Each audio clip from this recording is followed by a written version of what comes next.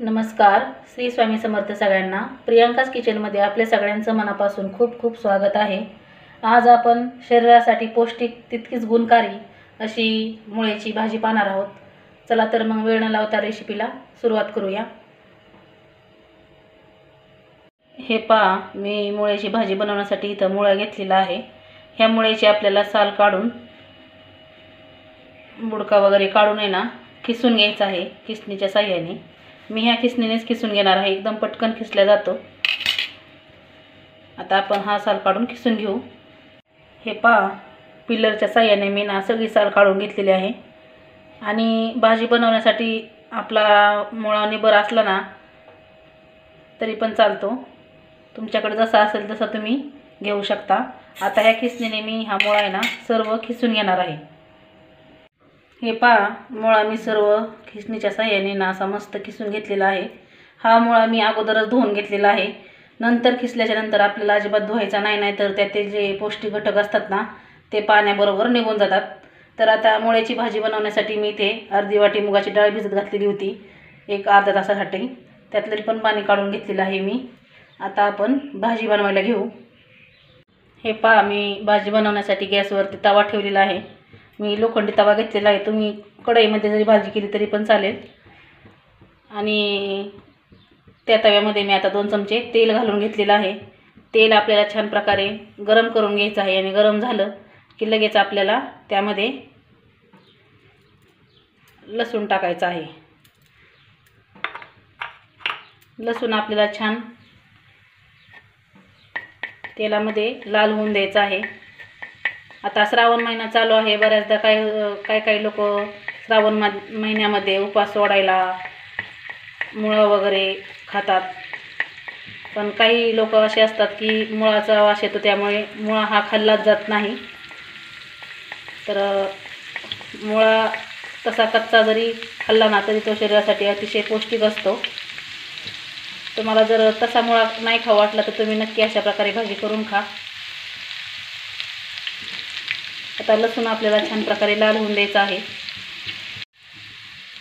हे पहा, आता आपलं लसूण पण छान प्रकारे लाल झालेला आहे. त्यामध्ये मी कढीपत्त्याची 2-4 पाने ना अशी बारीक कट करून घेतली होती, ती टाकून घेतलेली आहेत. अशी बारीक कट केली ना की म्हणजे मुलं आहेत ना अशी कढीपत्त्याची पानं बाहेर निवडून टाकत नाही, तर मोठाला टाकली ना तर पटकन ताटाच्या बाहेर काढून टाकतात. आता त्यामध्ये आपल्याला लगेच मिरची घालून घ्यायची आहे. मिरचीचा ही तर हिरवी मिरची वापरलेली आहे, बारीक ठेचा करून. तुम्ही असे नकलून टाकली तरी पण चालेल. हे मिरचीचा आपल्याला तिखटपणा जाईपर्यंत तेलामध्ये मस्त परतून घ्यायची आहे. हे पहा, आपली मिरची ना मस्तपैकी तेलामध्ये परतून झालेली आहे छान.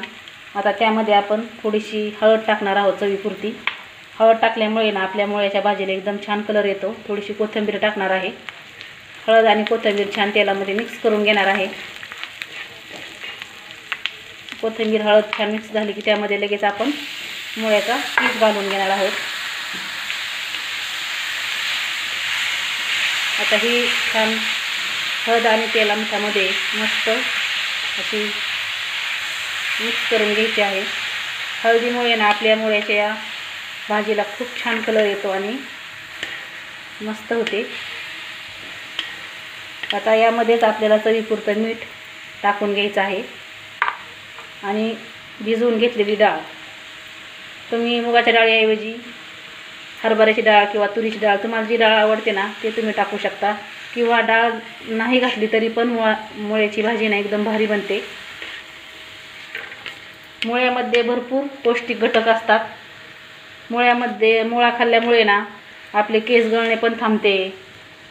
मुळा खाल्ल्यामुळे पचनक्रिया पण सुधारते. तसेच मुळ्यामध्ये नैसर्गिक शुद्धीकरण गुणधर्म असतात, त्यामुळे मुळा हा शरीरासाठी अतिशय गुणकारी आहे. आता सगळं हे आपण मिक्स करून घेऊ आणि त्यावरती थोडीशी कोथिंबीर टाकून घेऊ. कोथिंबीर पण टाकून घेतलेली आहे पहा.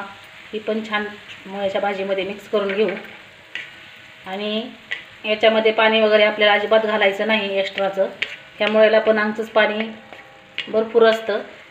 त्या पाण्यामध्ये आणि तेलाच्या मिठाच्या पाण्यामध्ये हा मुळ्याची भाजी ना एकदम वाफेवरती मस्त शिजली जाते.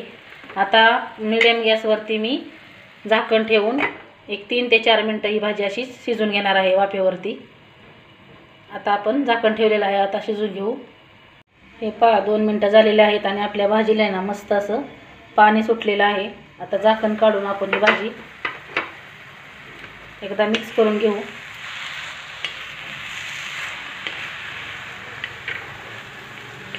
ही मुळ्याची भाजी ना एकदम भारी लागते. ही भाजी तुम्ही भाकरीसोबत चपातीसोबत खाऊ शकता. भाकरीसोबत तर एकदम भन्नाट लागते.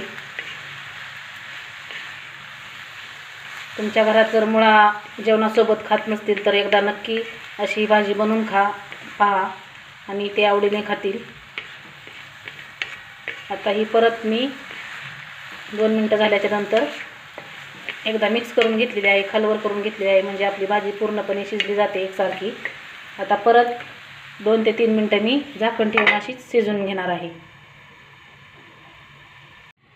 हे पहा आता आपले 4-5 मिनटं पूर्ण झालेले आहेत आणि आता मी झाकण काढून पाहते. पहा आपल्या भाजीला आहे ना मस्त त्या मुळ्यामधलं पाणी आटून गेलेलं आहे सगळं आणि तेल सुटलेलं आहे. पहा अशा प्रकारे म्हणजे आपली भाजी पूर्णपणे शिजलेली आहे. आता आपण गॅस बंद करून घेऊ. ही भाजी ना एकदम पटकन तयार होते आणि खायला पण एकदम मस्त लागते. मुळ्याची भाजी खाल्ली असं वाटतच नाही. जसं आपण जेवताना मुळा खातो ना, मुळा खाल्ल्यानंतर वास वगैरे येतो, तसं अजिबात होत नाही आणि एकदम भारी भाजी बनते ही. तुम्हाला जर माझ्या भाजीची रेसिपी आवडली असेल तर एक लाईक नक्की करा. चॅनलवर नवीन असाल तर सबस्क्राईब करायला विसरू नका. शेजारील बेल आयकॉनवर सुद्धा क्लिक करायला विसरू नका, म्हणजे तुम्हाला नवनवीन नोटिफिकेशन येत राहतील. अशाच एका नवीन रेसिपीसोबत भेटू. तोपर्यंत